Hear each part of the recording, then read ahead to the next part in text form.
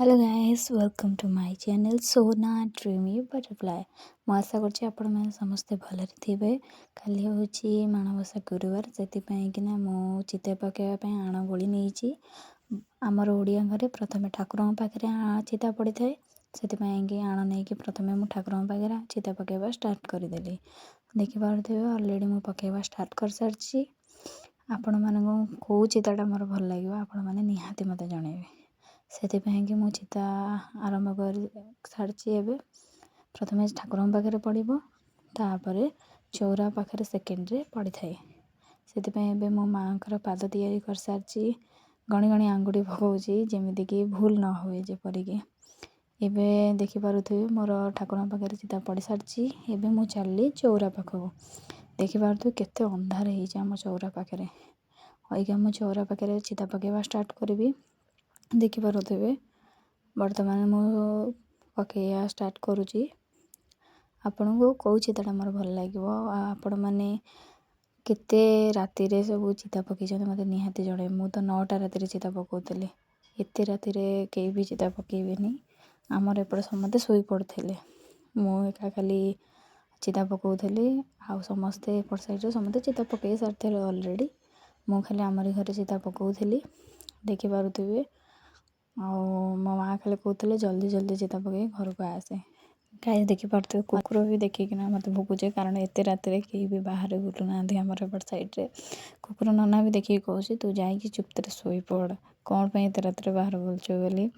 ସେଥିପାଇଁକି ମୁଁ ଯେତେ ଜଲ୍ଦି କମ୍ପ୍ଲିଟ୍ କରିବି ଆଉ ସେତେ ଜଲ୍ଦି ଘରକୁ ଯିବି ଭାରି। ଗାଈ ଦେଖିପାରୁଥିବେ ଅଲରେଡ଼ି ମୋର ଚିତା ପକାଇବା ସରିଯାଇଛି ଚଉରାରେ। ଆପଣମାନେ ଦେଖିପାରୁଥିବେ ଆଉ ଅଳ୍ପ ରହିଛି ଚିତା ପକାଇବା ଚଉରାରେ। ତାପରେ ମୁଁ କ'ଣ କଲି, ଆମ ଦୁଆର ମୁହଁରେ ପକାଇଲି, ଯେଉଁଠିକି ମୁଁ ଅଲରେଡ଼ି ଲିପି ଦେଇଥିଲି ଗୋବରରେ। ଲିପି ସାରିଲା ପରେ ମୁଁ ଶୁଖିବା ପାଇଁ ଛାଡ଼ି ଦେଇଥିଲି କିଛି ସମୟ ପାଇଁ। ତାପରେ ମୁଁ ଯାଇକି ଚିତା ପକାଇବା ଆରମ୍ଭ କରିଥିଲି। ଆଉ ଦେଖିପାରୁଥିବେ କୁକୁରମାନେ ବି ଭୁକିବା ଷ୍ଟାର୍ଟ କରିସାରିଲେଣି। କୁକୁରମାନଙ୍କର ଆଉ କିଛି କାମ ନାହିଁ। ଏବେ ମୋ ମାଆ ଆସି କହୁଛନ୍ତି ଚିତାଟା ଏମିତି ପକାନା, ଗାଇଡ଼ କରୁଛନ୍ତି ଯେ ଏମିତି ପକା ଯେ ପାଦଟା ଠିକ୍ ପଡ଼ିବ ଯେମିତି। ମୁଁ ତ ଯେମିତି ଚିତା ପକାଏ ଦେଖନ୍ତୁ ପୁରା କରିଦେଲି। ମୋତେ ତ ଠିକ୍ରେ ଚିତା ପକାଇ ଆସେନି, ହେଲେ ବି ଟ୍ରାଏ କରିଛି ଚିତା ପକାଇବା ପାଇଁ। ଆପଣମାନଙ୍କୁ ମୋ ଚିତା କେମିତି ଲାଗିଲା ନିହାତି ମୋତେ ଜଣାଇବେ, କାରଣ ମୁଁ କେବେ ବି ଚିତା ପକାଇନି। ଅଳ୍ପ ଅଳ୍ପ ପକାଏ, ବେଶୀ କରି ପକାଇନି। କାଲି ଯେ ପକାଇଥିଲି ଟିକେ ଭଲରେ, ଆପଣମାନେ ଦେଖିପାରୁଥିବେ। ଏତେ ବି ସାଇଜ୍ରେ ମୁଁ ପକାଇନି।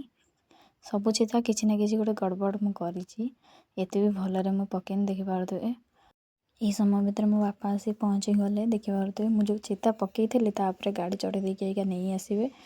ଆଉ ସତକୁ ସତ ସେଇଆ ହେଲା, ମୋ ଚିତା ମୁଁ ଯାହା ପକାଇଥିଲି ସେତିକ ସବୁ ଅସନା ହେଇଗଲା। ଦେଖିପାରୁଥିବେ ମୋ ଚିତାର ଆଉ କିଛି ରହିବ ନାହିଁ, କାରଣ ମୁଁ ଜାଣିସାରିଛି। ଏବେ ରିସେଣ୍ଟ ପକାଇକି ଆସିଥିଲି ଚିତାଟା, ସେଥିପାଇଁକିନା ମୁଁ ୱେଟ୍ କଲି ବାବା ଆସିଲା ପରେ, ମୁଁ ଗାଡ଼ିଟା ଆସିଲା ପରେ ଯାଇକି ଦେଖିବି ମୋ ଚିତା ଠିକ୍ ଅଛି ନା ନାହିଁ। ତାପରେ ଆପଣମାନେ ଦେଖିପାରୁଥିବେ ଗାଡ଼ି ବି ଘରକୁ ଯାଇନି, ମୁଁ ଦୌଡ଼ିଛି ମୋ ଚିତା ଦେଖିବା ପାଇଁ। ଦେଖିପାରୁଥିବେ ମୋ ଚିତା କେଉଁ ଅବସ୍ଥା ହେଇଛି ତା'ର ଗାଡ଼ି ଚଢ଼ିକିନା।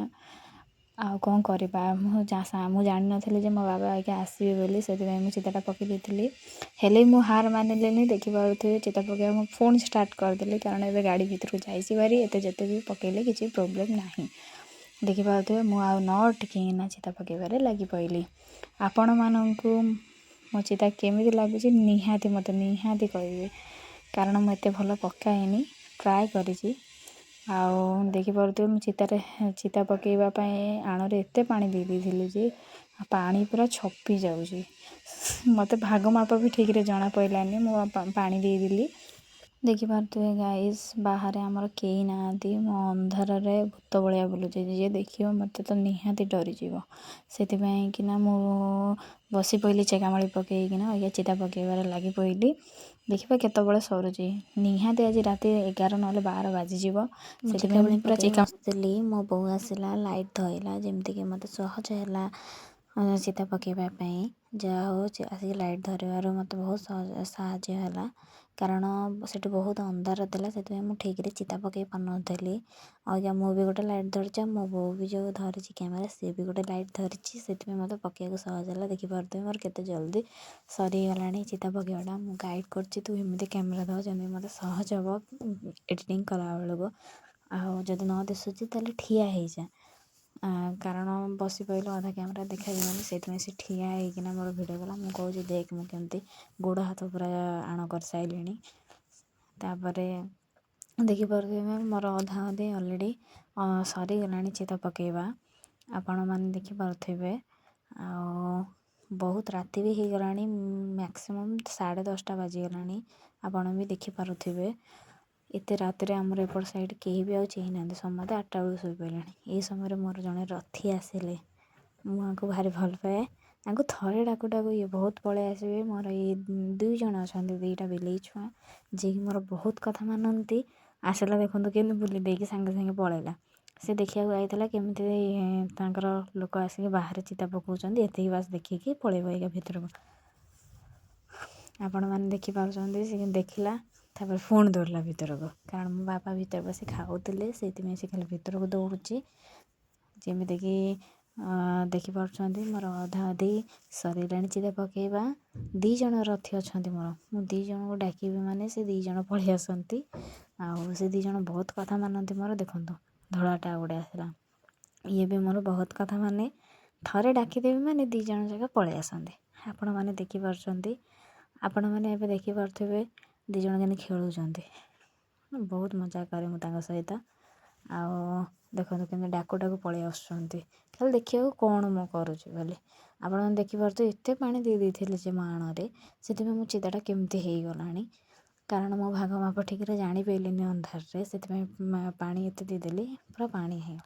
ସେଥିପାଇଁ କି ଆପଣ ଦେଖିପାରୁଛନ୍ତି ରାତି ହେଇଗଲାଣି ବହୁତ। ଆପଣଙ୍କୁ ସକାଳୁ ମୁଁ ପୁଣି ଭିଡ଼ିଓ ଷ୍ଟାର୍ଟ କରିଦେଲି। ଦେଖିପାରୁଥିବେ ଆଜି ମାଣବସା ଗୁରୁବାରରେ ଆପଣଙ୍କୁ ମୋ ଚିତାଟା କେମିତି ଲାଗିଲା ମୋତେ ନିହାତି କମେଣ୍ଟ କରିକି ଜଣେଇବେ। ଜୟ ମା ଲକ୍ଷ୍ମୀ। ଆଉ କାହା ଘରେ ଗୁରୁବାରରେ ମାଣ ବସିଛି ମୋତେ ନିହାତି କହିବେ। ଦେଖିପାରୁଥିବେ ମୋ ବୃନ୍ଦାବତୀ ମା ବହୁତ ବଢ଼ିଆ ଦେଖାଯାଉଛନ୍ତି। ଆଉ କିଏ କିଏ ଚିତା ପକାଇଛନ୍ତି ମୋତେ ନିହାତି ଜଣେଇବେ।